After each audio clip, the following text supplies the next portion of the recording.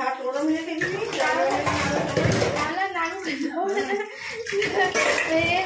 সেই বাদাম চিটের মতন খেয়ে নিতে হবে। ভাত করবো। আচ্ছা ঠিক আছে, একটু ঠান্ডা হলে টাইম লাগবে। পাকা জ্বালিয়ে দিই যা। চিটটা ভালো হয়েছে।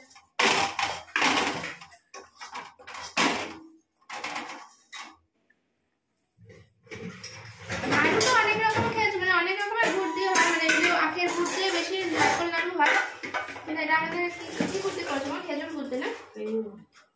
দেখো এরকম কালার আছে, বেশ মনোরম তো ভালো হয়েছে, গন্ধও ভালো উঠেছে। এবার পাকানোর পালা, আর বেশিক্ষণ দাঁড়ানো যাবে না। যাই একটু পাখা ঠান্ডা হতে যাবে না, ঠান্ডা না হলে ভালো ছড়িয়ে দিই।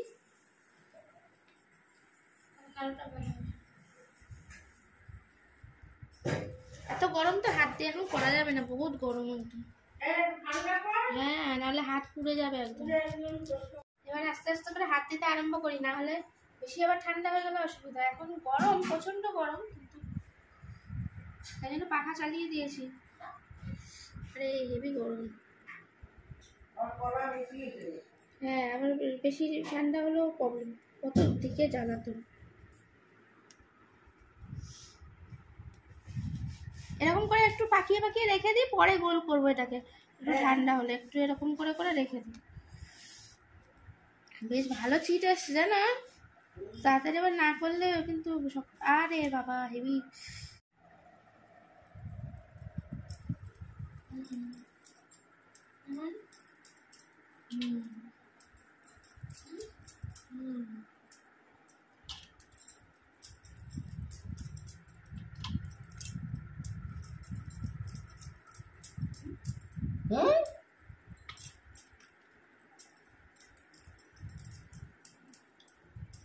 এই পুরে তখন আবার রেখে মোচামুচি করেছি, আবার কাজ করবো, খাবো না ভালো। দারুণ হয়েছে।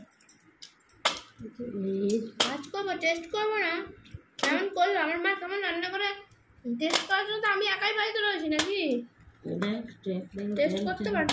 এই ধমাস আমার মাথা পেটে যাবে পুরো একদম পাটকে একদম। এরকম করে দেখা, এদিকে একদম মাথা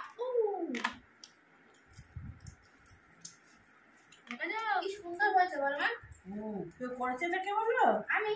হ্যাঁ হ্যাঁ, ও মা, আমার চ্যানেল, আমি দেখাচ্ছি, আমি রান্না করছি, তাই নাকি বলো তো? পাকাচ্ছে কে গোলটা? আমি এক থালা করে দিয়েছি গোল্লা, আমি করেছি, আমি খাবো তো অবশ্যই, খাওয়ার জন্যই তো আমি রয়েছি।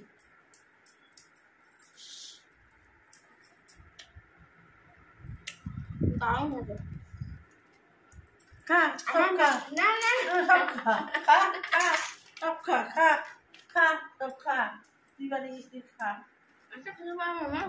তারপরের দিন তো আমাকে টয়লেট থেকে আর বেরোতে হবে না, এরকম নাড়ু নিয়ে টয়লেটে বসে খাবো। নাড়ু বেরিয়ে যাবে, বেরিয়ে আমি আর কাজে যাচ্ছি না, নাড়ু বেরিয়ে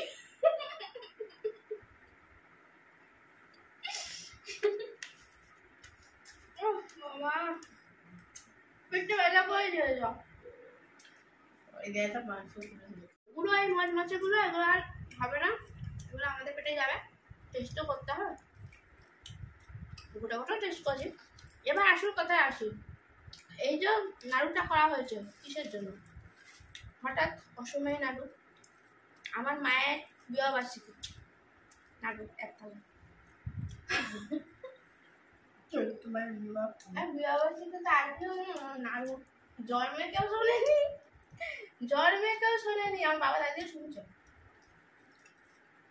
জন্মে কেউ শোনেনি বিবাহবার্ষিকীতে নাড়ু খাওয়ায়, খাওয়ায় আমার মা খাওয়ায়। আমার মা খিচুড়ি বেগুন ভাজা, আমার বাবা খুব খুশি হয়েছে কথা শুনে, কিন্তু এখন বাবাকে দেখানো যায় মানে বাল লাগা করে। এখন ডিনার টাইম, খেতে বসে পড়ছি। কি হয়েছে আজকে রাতে মেনু? আহা, জিভে জল চলে আসবে পুরো একদম। দেখো পেঁয়াজ লঙ্কা দিয়ে আলু ভাতে মাখছে, আর এখানে কি আছে দাঁড়াও দেখাচ্ছি, গরম ভাত তো। আরে বাবা, এখন আর কে এরকম ঘটি করে দেয় বলো তো ভাতের মধ্যে, কে দাও আর কি। আমাদের সেই মানধাতার আমলের ঘটি। আরে শুকনো শুকনো ডাল সিদ্ধ খাওয়া হবে তার জন্য। দাঁড়াও, এখনো বার করতে পারিনি আমি।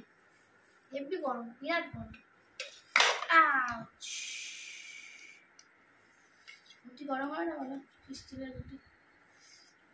এই মানধাতার আমলের ঘটি আমাদের বাড়ি এখনো চলছে। শুকনো শুকনো ডাল সিদ্ধ খাবে বলে পেঁয়াজ লঙ্কা সব দিয়ে মাখবে, এটাকে তেল ছেড়ে দিয়ে, তাই জন্য ঘটি করে দিয়েছে ডাল। আমি এখন ভাত বেড়ে ফেলেছি।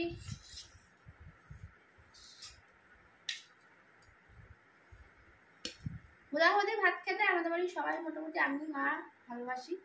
কারণ এই গরম গরম ভাত খাওয়ার জন্য আমার ঠান্ডা জিনিস, ঠান্ডা ভাত আমার একটুও খেতে ইচ্ছা না সত্যি।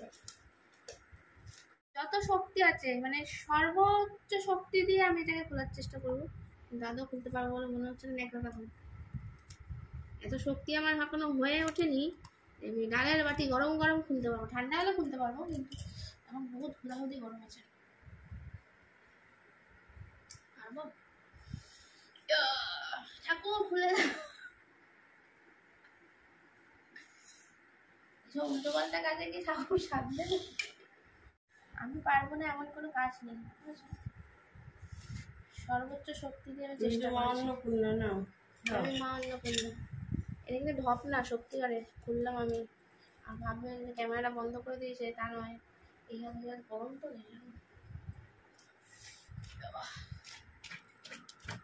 দেখো, একদম শুকনো শুকনো।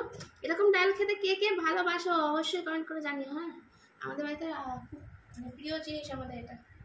এবং শুকনো শুকনো ডাল পেঁয়াজ লঙ্কা দিয়ে, তেল দিয়ে, অফুরন্ত তেল দিয়ে। তেলের কোনো খামতি নেই, মানে কিপটামো করবে না। কিপটামো করে আমার মা তেল খায় না, এমনি তো আমরা তেলের বাচ্চা, তেল একটু বেশিই খাই। এটা বলতে আমার কোনো লজ্জা লাগে না।